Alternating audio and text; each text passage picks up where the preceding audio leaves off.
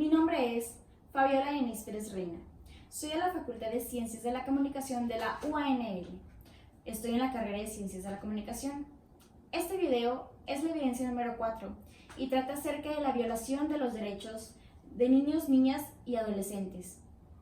Pertenece a la materia de Derechos Humanos impartida por el máster Luis Alvarado y correspondo al grupo L25. Comenzaremos con un poco de historia.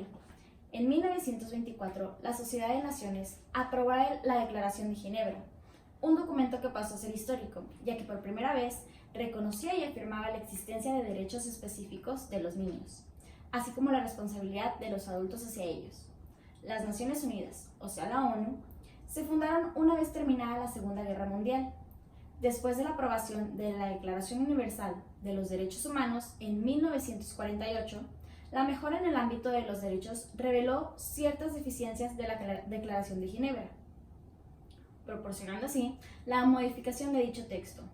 Fue entonces cuando decidieron y optaron por elaborar una segunda declaración de los derechos del niño, considerando nuevamente la noción de que la humanidad le debe al niño lo mejor que puede darle y ofrecerle.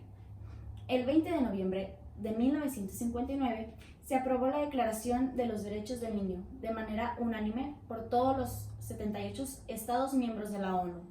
Esta fue adoptada y aprobada por la Asamblea General de las Naciones Unidas. Esto conlleva a una gran desventaja.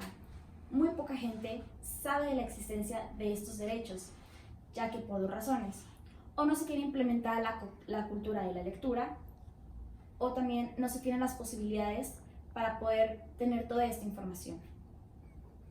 A continuación, tenemos unos ejemplos en los cuales se pone en evidencia la violación de los derechos hacia los niños.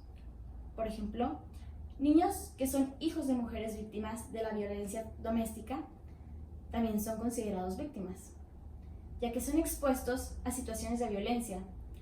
Tendrán problemas psicológicos, tales como emocionales y de conducta. El siguiente, los niños que sufren bullying deberían ser apoyados y no reprimidos. En los casos de acoso escolar o bullying, por lo general, son los niños acosados los que tienen que cambiar de colegio, mientras sus agresores siguen en el colegio. La violencia no debe ser tolerable. Los niños deberían conocer y aprender mecanismos de defensa, de denuncia, para defenderse a sí mismos y a sus compañeros. Otro ejemplo, el derecho a la protección, a la salud y a la alimentación, ya que los niños refugiados que huyen de la guerra, 1 de cada 3 refugiados es un niño o una niña. Son niños que se ponen a caminar sin rumbo, huyendo de la pobreza, del hambre, y que están prácticamente solos, enfermos y sin asistencia médica de ningún orden. El siguiente es el matrimonio infantil. El matrimonio infantil, en la mayoría de los casos consentido por los progenitores de las niñas, ya sea por necesidades económicas, viola los derechos de estas. El matrimonio infantil lleva a las niñas a realizar trabajos forzados, esclavitud, prostitución, violencia contra ellas mismas, puesto que no pueden evitar las relaciones sexuales ni asistir en el uso de preservativos. Las niñas se exponen a graves riesgos para su salud, como los embarazos prematuros, las infecciones de transmisión sexual, por ejemplo, el VIH, conocido también como SIDA. Otro ejemplo también es la desigualdad en el sistema educativo. Hay niños que son obligados a trabajar sin importar la edad que tengan. Se les niega el estudio. La escuela debería ser para todos, niños y niñas. Fomentar y dar ejemplo como gobierno en generar canales de participación infantil es una muy buena propuesta, ya que se tiene en cuenta la opinión de los niños, niñas y adolescentes en las cuestiones que les afectan. Por ejemplo, es necesario generar canales estables como un Consejo Estatal de Participación Infantil, donde se tomen decisiones. Hay ciertos aspectos que cabe mencionar que son importantes, ya que los derechos de los niños son la columna vertebral para sociedades más justas e igualitarias, ya que en la larga travesía también ha implicado para el ser humano reconocer que todos tenemos derechos por igual, sin importar etnia, religión o la cultura. También se ha logrado desarrollar el concepto urgente de que los niños son seres vulnerables y que deben ser protegidos en la teoría, claramente también en la práctica, para evitar lo más que puedan cualquier abuso, maltrato o injusticia que provenga del mundo de los adultos.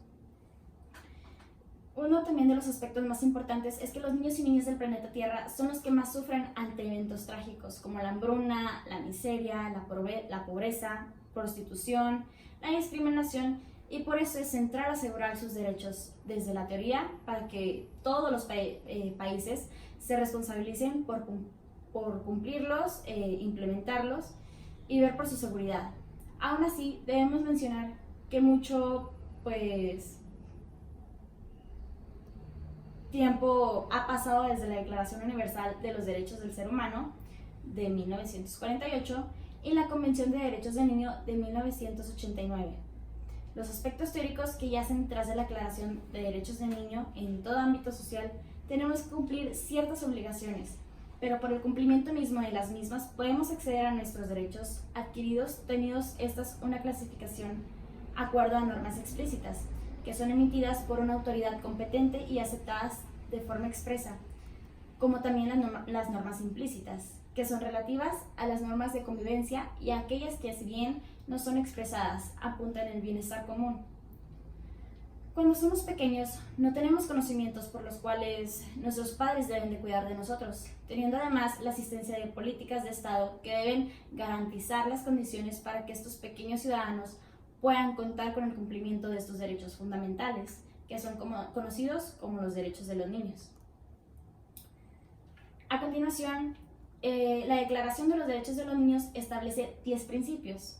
Número 1. El derecho a la igualdad, sin distinción de raza, religión o nacionalidad. Número 2. El derecho a tener una protección especial para el desarrollo físico, mental y social del niño. Número 3. El derecho a un nombre y a una nacionalidad desde su nacimiento. Número 4.